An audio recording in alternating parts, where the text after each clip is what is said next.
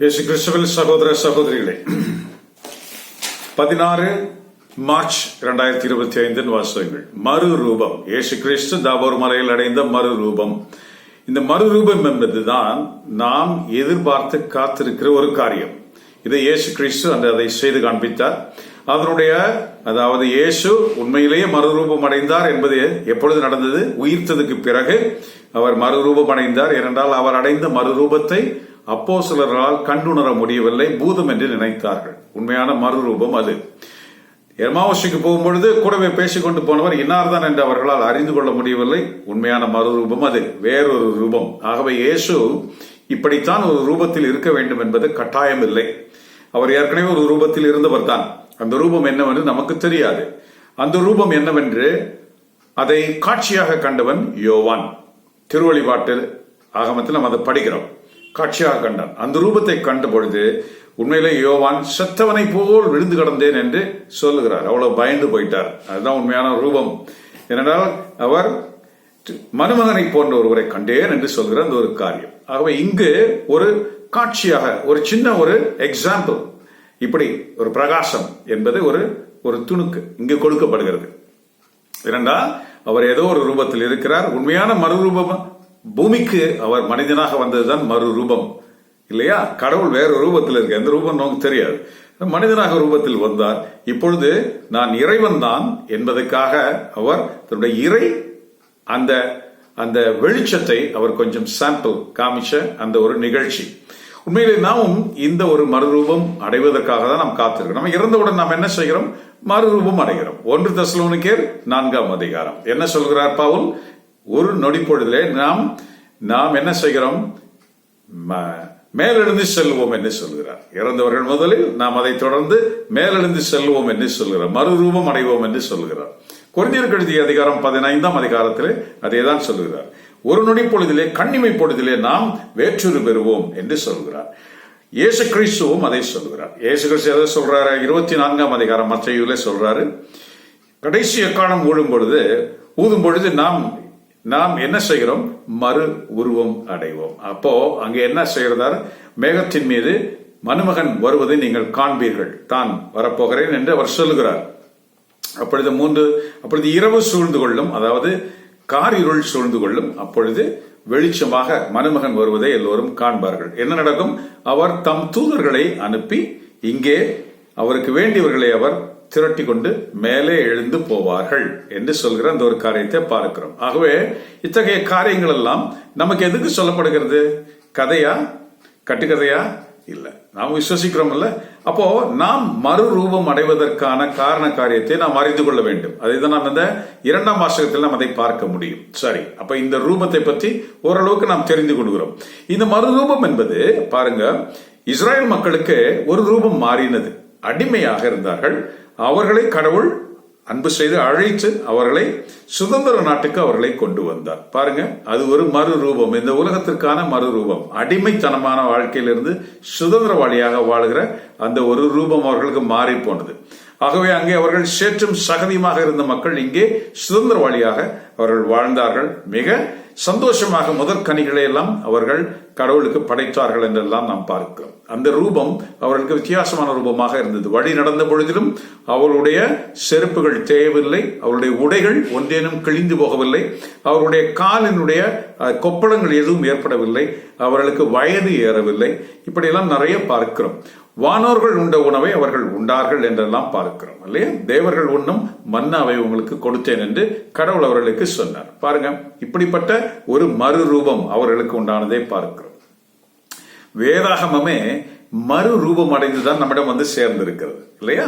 பழைய ஏற்பாட்டிலே கடவுள் என்னென்னலாம் பேசினார், எப்படியெல்லாம் தண்டனைகளை பற்றி அறிவித்தார், எப்படியெல்லாம் நாகரிகமான வாழ்க்கையை பற்றி எப்படியெல்லாம் பேசினார், அவர் கொடுத்த கட்டளைகள் எல்லாம் இயேசு கிறிஸ்து மறுரூபமாக்கி நமக்கு தந்திருக்கிறார்.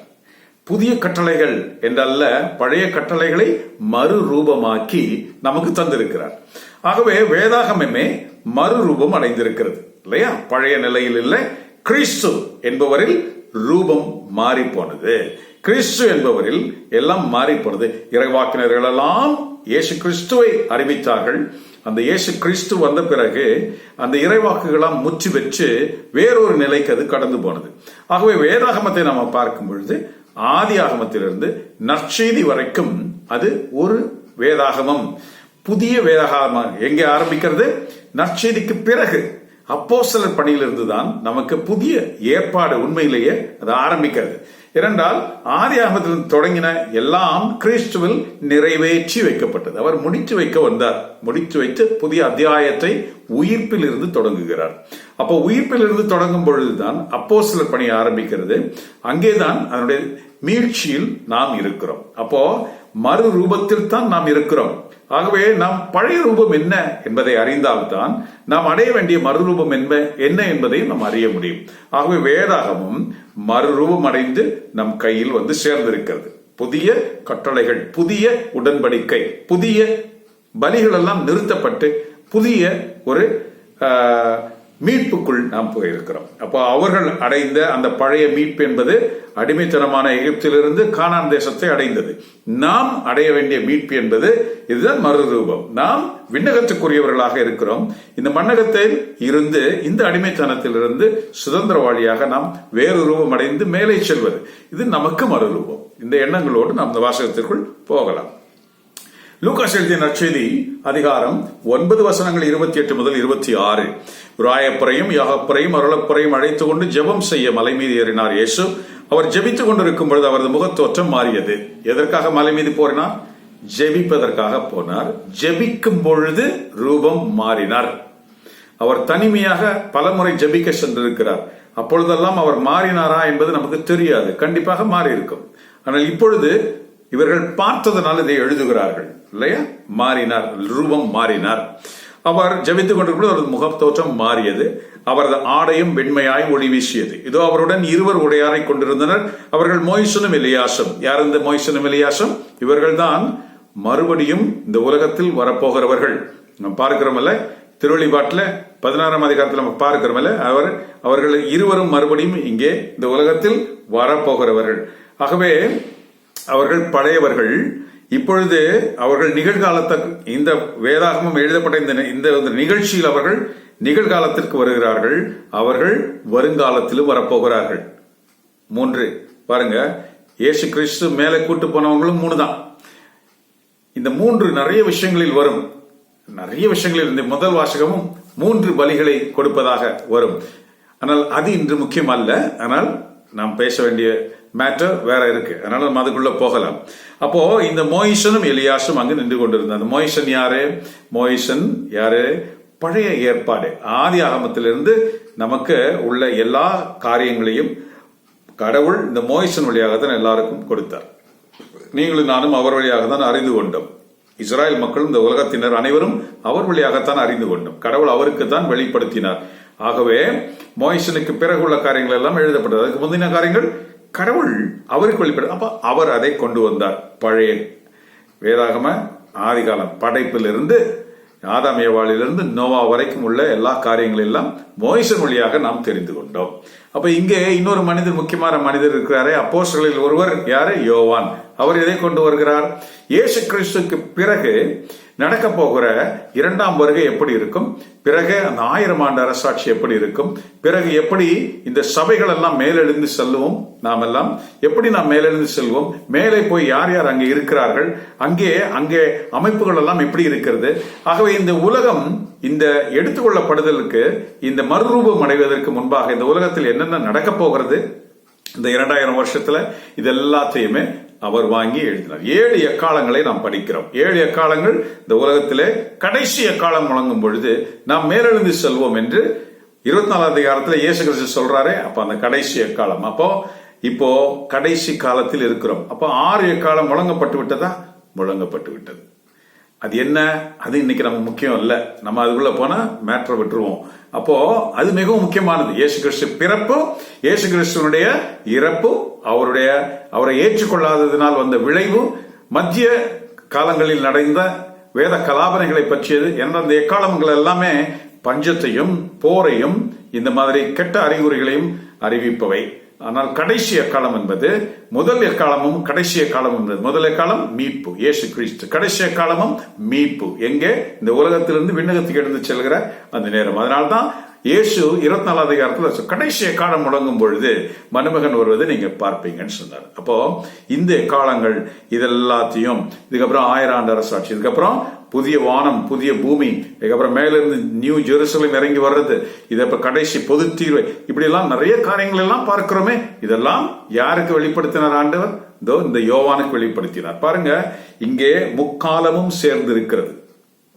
யோவான் வழியாக, மோய்சன் வழியாக, அப்புறம் இந்த மறுரூபம் அடைகிற இந்த காரியங்கள் எல்லாம் இயேசு கிறிஸ்துவில் நிறைவேறி கொண்டிருக்கிற ஒரு சிம்பாலிக்கான ஒரு விஷயம் தான் இங்க நடக்கிறது. பாருங்க, இங்க என்ன ஆயிற்று? மோய்சனும் எலியாசும் அவர்கள் விண்ணொலியிடையே தோன்றி எருசலேமில் நிறைவேறப் போகிற அவருடைய இறுதி பயணம் பற்றி பேசிக் கொண்டிருந்தனர். இப்ப எலியாஸ் யாரு? இறைவாக்கினர்களுடைய தலைவர். எல்லா இறைவாக்கினர்களும் இயேசுவைத்தான் அறிவித்தார்கள். இயேசுதான் முக்கியம், அவருடைய இறைவாக்கு பகுதியில் முக்கியமானது. பாருங்க, இப்ப இந்த மோய்சன் ஏன் இங்க வந்து நிக்கிறாரு? மோய்சன் நிக்கிறதுக்கு இன்னும் நிறைய காரியம் இருக்கு. மோய்சன் கடவுளிடம் கேட்டுக்கொண்டார். மோய்சன் வழியாக எல்லாம் அறிவிக்கப்பட்டது, அவையெல்லாம் அவர்கள் மக்கள் எல்லாம் கடைபிடிக்கிறார்கள். ஆனால் மோய்சன் சொன்னார், எனக்கு பின் இறைவாக்கினர் ஒருவரார், அவருடைய வார்த்தையை நீங்கள் கேட்டே ஆக வேண்டும். என்னுடைய வார்த்தையில் நீங்க கேட்கலன்னா நீங்க செத்து போறீங்க, ஏதோ ஒன்று ஆகுறீங்க, நாசமா போறீங்க. ஆனா அவருடைய வார்த்தை கேட்கலன்னா மீட்பு கிடைக்காதுன்னு சொல்லிட்டார். கேட்டே ஆக வேண்டும் என்று சொன்னார். அப்போ இன்னைக்கு அவர் வந்து நிக்கிறார். நான் சொன்னனே அவர் தான் இவரு அப்படின்னு காமிக்கிறதுக்காக கடவுள் அவரை கொண்டு வந்து இங்க நிறுத்துகிறார். அப்போ அவர் இவருடைய பாடுகளை பற்றி பேசுகிறார். ஏன் பாடுகளை பற்றி பேசுகிறார்? ஏன்னா மோய்சன் ஒரு தடவை கேட்டார் கடவுள்கிட்ட, கடவுளே இவ்வளவு எல்லாம் பண்றீங்க, உங்களுடைய மாட்சிமையை நான் காண வேண்டும் என்று சொன்னார். மாட்சிமை என்றால் என்ன? மாட்சிமை என்ன? கடவுளுடைய பேரிரக்கத்தின் உச்சம், அதுதான் அந்த மாட்சிமை. அப்போ அது என்னது? பேரிரக்கத்தின் உச்சம், அன்பின் உச்சம் என்னது?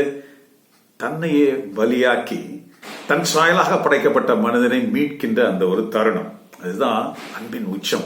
அப்ப நீ கேட்டிய மோய்சா, இங்க வா, இப்போ என்னுடைய உச்சத்தை பார், இதுதான் பலி, இதுதான் இயேசு கிறிஸ்து, என்னுடைய அன்பின் உச்சம், தன்னையே முழுமையாக பலியாக்க போகிற நான் இவன் என்று சொல்லுகிற அந்த ஒரு காரியம். ஆகவேதான் அவர் கேட்டுக்கொண்டிருந்திருக்கணும், அவரை கொண்டு வந்து இங்கே நிறுத்துகிறார். பாருங்க, மோய்சன் ஏற்கனவே இறந்து போனவர், கடவுள் தன் கையாலே அடக்கம் செய்தார். அப்போ அந்த வார்த்தை அவருக்கு சொல்லியிருந்தார், நான் என் வலது கையால் உன்னை மூடுகிறேன், நான் கையை எடுக்கும் பொழுது என்னுடைய பின்பகுதியை நீ பார்ப்பாய் என்று சொன்னார். ஆகவேதான் கடவுள் தன் கையால் அவரை அடக்கம் செய்தார் என்று நாம் பழைய ஏற்பாட்டில் படிக்கிறோம். அப்போ இன்னைக்கு கையை எடுக்கிற நேரம்ல, கையை எடுத்து இயேசு கிறிஸ்துவர் காமிக்கிறார். அதுதான் பின்பகுதி. முன்பகுதி பழைய ஏற்பாடு, கடவுளுடைய அந்த கடவுளுக்கும் மனிதனுக்கும் இருக்கிற அந்த உறவு. பின்பகுதி இயேசு கிறிஸ்துவுக்கும் மனிதனுக்கும் இருக்கிற உறவு, இயேசு கிறிஸ்துவினால் ஏற்பட போகிற கடவுளுக்கும் மனிதனுக்குமான உறவு. அப்போ அந்த அன்பின் அந்த மாட்சிமையை காணும்படி மோய்சனை அங்கு நிறுத்துகிறார். அப்ப எலியாசையும் அங்கு கொண்டு வருகிறார். இவரை தான் எல்லாருமே அறிவிச்சோம் அப்படின்னு சொல்றது. அப்போ இவர் மோய்சன் சொன்ன எல்லா கட்டளைகளையும் இவ்வளவு நாள் கடைபிடித்தீங்களே, இனிமே இவர் வந்து சொல்றாரு, இவர் தான் இனிமே அப்படின்னு சொல்றாரு. அதுக்கு அடையாளம் என்ன? மேலிருந்து குரல் கேட்கிறது, இவரே என் மகன், இவருக்கு நீங்கள் செவி சாயுங்கள் என்ற குரலை கேட்கிறது. இன்னைக்கு அதுதான வாசகம். அப்போ நம்ம இந்த வாசகத்தை படிக்கும் பொழுது நமக்கு என்ன தோணும்? இங்கே இன்னொரு காரியம் இருக்கிறது, உலகார்ந்த ஒரு காரியமும் இருக்கிறது. இங்கே என்ன நடந்தது? அவருடைய மாட்சிமை அவருடன் என்று இருவரையும் இவர்கள் கண்டார்கள். யார்? இந்த அப்போஸ்தலர்கள்.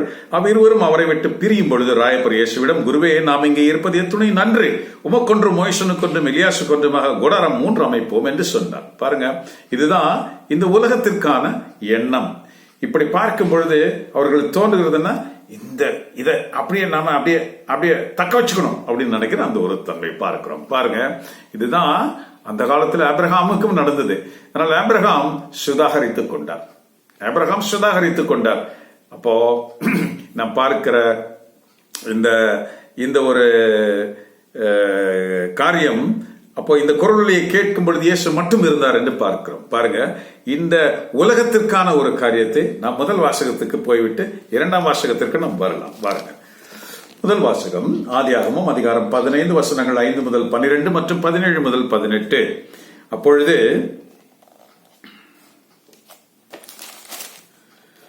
ஆண்டவர் அவனை வெளியே அழைத்து கொண்டு போய், யார? ஆபிரகாமை, நீ வானத்தை அண்ணார்ந்து பார், கூடுமாயின் விண்மீன்கள் எத்தனை என்று எண்ணிபார், உன் சந்ததி அவ்வளவு இருக்கும் என்றார். இந்த உலகத்திற்கான ஒரு காரியம். உனக்கு பிள்ளை இல்ல. ஆபிரகாம் கடவுளை விசுவசித்தான், அவனுக்கு அது நீதியாக எண்ணப்பட்டது. கடவுளை விசுவசித்தான், அவர் நிறைய பிள்ளைகளை பெற்றுக்கொண்டார். நமக்கு தெரியும், அவருக்கு ஆகார் வழியாக இஸ்மாயிலுக்கு பெரிய கோத்திரங்கள் உண்டானது. அப்புறம் நம்ம பார்க்கிற ஈசாக் வழியாக, அதாவது தன்னுடைய மனைவி சாராள் வழியாக ஈசாக் பிறக்கிறான். ஈசாக்கு பெரிய கோத்திரங்கள் உண்டானதை பார்க்கிறோம். 12 கோத்திரங்கள் அவர் இஸ்ராயலர்கள் என்று பெயர் பெறுகிறார்கள் பார்க்கிறோம். பாருங்க, இவ்வளவு பெரிய சந்ததியை அவர் கொடுத்துட்டார். ஆனா அவருக்கு உடனடியாக கொடுக்கல, அவருக்கு கொடுத்தார். பாருங்க, அப்ப அது அவனுக்கு நீதியாக எண்ணப்படுது. விசுவசித்தான், அதை பெற்றான். மீண்டும் அவர் அவனை நோக்கி, நாட்டை உனக்கு கொடுக்கும்படியாகவும் அதனை நீ உரிமையாக்கிக் கொள்ளும்படியாகவும் அல்லவா ஆண்டவராகிய நாம் ஊர் என்னும் கல்தேர் நகரிலிருந்து உன்னை வெளியே கொண்டோம் என்றார். அப்போ அதற்கு அவன், ஆண்டவராகிய கடவுளே, நான் இதனை உரிமையாக்கிக் கொள்வேன் என்று எப்படி அறிவேன் என்று கேட்டான். ஆண்டவர் அவனுக்கு மறுமொழியாக, 3 வயது கிடாரி ஒன்றும் 3 வயது வெள்ளாடு ஒன்றும் 3 வயது ஆட்டுக்கிடாய் ஒன்றும் காட்டுப்புறா ஒன்றும் மாடப்புறா ஒன்றும் நம்மிடம் கொண்டு வா என்றார். அவற்றையெல்லாம் அவன் கொண்டு வந்து அவற்றை அவன் நடுவே வெட்டி சுண்டங்களை ஒன்றுக்கொண்டு எதிராக வைத்தான். இந்த 3 ஞாபகம் வருது. கடந்த காலம், நிகழ்காலம், எதிர்காலம். அதைதான் நம்ம முதல் அந்த வாசகத்திலே நம்ம அதை பார்த்தோம். கடந்த அந்த ஒரு பகுதி, முதல் பகுதி, 2ஆம் பகுதி, நடுப்பகுதி இயேசு கிறிஸ்து, 3ஆம் பகுதி என்ன பகுதி? புதிய வாழ்வுக்கான அந்த பகுதி. அதை நாம் பார்க்கிறோம். ஆகவேதான் இந்த பலிகளின் இந்த ஒரு தன்மையை பார்க்கிறோம்.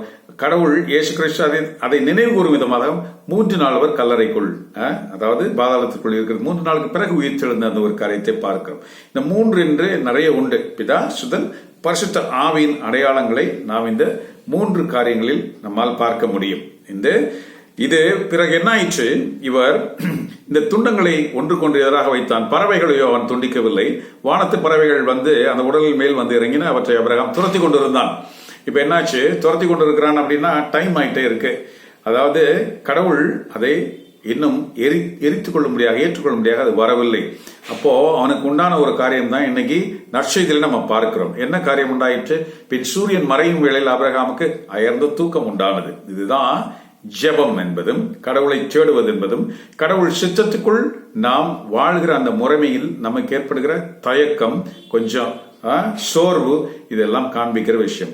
அந்த பலியை வெயிட் பண்றான். கடவுள் வரல ஏற்றுக்கொள்ளணும். பாருங்க, அந்த நேரத்தில் தூக்கம் உண்டானது. பாருங்க, ஜெஸ்தமனிக்கு ஆண்டவர் கூட்டிட்டு போனாரு அப்போஸ்தலர்களை.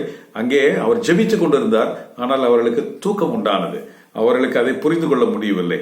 அவர்களால் முழிச்சிருக்க முடியவில்லை, ஜெபிக்க முடியவில்லை. ஜெபித்தால் தான் பிரகாசம் கிடைக்கும். அப்போ இந்த இயேசு பிரகாசித்தார், ஜெபித்துக் கொண்டிருந்தார். அங்கேயும் அவர்களால் அதை புரிந்து கொள்ள முடியவில்லை, தூக்கமாயக்கமாய் இருந்தனர் என்று லூகாஸ் குறிப்பிடுகிறார். மார்க் மத்திய அதை சொல்லல, இவர் சொல்றாரு இவங்க தூக்கமாயக்கமாய் இருந்தனர். பாருங்க, நம்ம வாழ்க்கையில நாம இந்த டிரான்ஸ்பிகுரேஷனை எதிர்பார்த்து நாம் காத்திருக்கிறோமா? ராப்சரை எதிர்பார்த்து காத்திருக்கிறோமா? நமக்கு பல தொய்வுகள் ஏற்படும் பாருங்க. அப்போ ஜெப சூழ்நிலையை நாம் விலக்கிவிட்டு வேறு காரியங்களில் நாம் தொக்கி போகிறோம். அதுதான் தூக்கம். ஒரே நோக்கம் மேல் நாம் செல்ல வேண்டியவர்கள். நாம் இந்த நாட்டு பிரஜைகள் கிடையாது, நாம் வானுலக பிரஜைகள். நமக்கு அவர்தான் தந்தையாக இருக்கிறார். கிறிஸ்து தான் நம்மை அழைத்து போகிறார். ஆகவே அவர்தான் மேலுக்கும் கீழுக்குமாக போடப்பட்ட ஏணி, யாக்கோபு கண்ட ஏணி. அப்போ இந்த காரியத்தின் மட்டிலே கவனமாயிருந்து நாம் செய்கிற எந்த காரியமாக இருந்தாலும் இதன் ஞாபகத்திலே, இதனுடைய அடிப்படையிலே தான் நாம் செய்யணும். இந்த உலகத்திலே செய்கிற எந்த ஒரு காரியமாக இருந்தாலும். ஆகவே இது நிலையற்றது என்பது நம் மனதில் எப்பொழுதுமே இருக்க வேண்டும். ஆகவேதான் இங்கே சொத்து சேர்ப்பது, அது இது எல்லாமே பாருங்க. ஆபிரகாமுக்கு கொடுத்த வாக்குறுதி என்ன? சந்ததிக்கு உனக்கு இந்த நாட்டுகளை எல்லாம் கொடுப்பேன் என்று சொன்னார். அது நிறைவேறினதா? நிறைவேறினது. எப்படி நிறைவேறினது? சூரியன் மறைந்து காரிருள் உண்டானவன் புகைகின்ற ஒரு சூழையும் மேற்சொல்லப்பட்ட துண்டங்களின் நடுவே உலவி நின்ற நெருப்புமயமான ஒரு விளக்கும் காணப்பட்டன. என்ன இந்த விளக்கு? இயேசு கிறிஸ்து. அப்போ இந்த பலிகளின் மத்தியில் ஒரு விளக்கு, ஒரு ஒளி காணப்பட்டது. இயேசு கிறிஸ்து நானே ஒளி என்று சொன்னார். ஆகவே பலிகளை எல்லாம் முடித்து வைத்த ஒரு யார்? இயேசு கிறிஸ்து. அவர் வெளிச்சம் என்று பார்க்கிற இந்த விளக்கு, இந்த முகத்தில் ஏற்பட்ட இந்த மறு ரூபம், இதெல்லாம் பெரிய காரியமாக இருக்கிறது. ஜெப சூழ்நிலை இந்த மறுரூபத்தை உண்டு பண்ணும். இந்த மறுரூபம் இயேசு கிறிஸ்துக்கு மட்டும் உண்டானதா? மோசேனுக்கும் உண்டாயிருந்தது. அவர் மலையில் சென்ற பொழுது அவர் மறுரூபம் அடைந்ததை பார்க்கிறோம். முகமெல்லாம் பயங்கர பிரகாசித்தது. மக்கள் திரை போட்டு மூடச் சொன்னார்கள் என்று பார்க்கிறோம். அங்கே அவருக்கு வெளிச்சம் உண்டானது. இயேசு கிறிஸ்துவின் போதனைகளில் நிலைத்து இந்த நித்திய வாழ்க்கையை பெற்றுக்கொண்ட இந்த முடியப்பர், இந்த ஸ்தோவான் என்று சொல்கிறோமே ஸ்டீபன், அவர் மறுரூபம் அடைந்ததை பார்க்கிறோம். அவர் வானம் திறந்திருக்க கடவுளையும் அவர் வலது பாகத்தில் இயேசு கிறிஸ்து வீற்றிருப்பதை கண்டபோல் அவர் முகம் மலர்ந்தது என்று பார்க்கிறோம். அவர் வானதூதரை போன்ற அந்த வெளிச்சத்தை அவர் பெற்றார் என்று பார்க்கிறோம். ஆகவே நீங்களும் நானும் இதை பெற முடியும்னா கண்டிப்பா முடியணும். அது எப்ப முடியும்? ஜெபிக்கும் பொழுது முடியணும். தூக்கம் இல்லாம, சோர்வு இல்லாம ஜெபிக்கும் பொழுது இந்த மறுரூபத்தை நாம் இங்கேயே அனுபவிக்க முடியும். இது ஒரு நேரம் வரும், கண்ணிமை பொழுதிலே, நொடி பொழுதிலே நாம் முழுமையாக இயேசு கிறிஸ்துவை போன்ற அவர் இருப்பது போலவே அவரையும் நாமும் அவர் போலவே இருந்து அவரை காண்போம் என்று சொல்கிற அந்த ஒரு வார்த்தை. மேட்டருக்கு வருவோம். ஒரு விளக்கு காணப்பட்டது. நாளிலே ஆண்டவர் ஆபிரகாமோடு உடன்படிக்கை செய்து எகிப்தின் நதி முதல் யூப்ரதேச நதி வரை உள்ள இந்த நாட்டை உன் சந்ததியாருக்கு தருவோம் என்று சொன்னா தந்துட்டார். இன்னைக்கு நம்ம பார்க்கிற யூப்ரதேச நதி என்றது எது? ஈராக். அப்ப எகிப்து நைல் நதி. அப்போ அதிலிருந்து மற்ற இடங்களில் வாழ்பவர்கள் எல்லாம் யார்? ஆபிரகாமின் சந்ததியினர், இஸ்மாயில் சந்ததியினர்.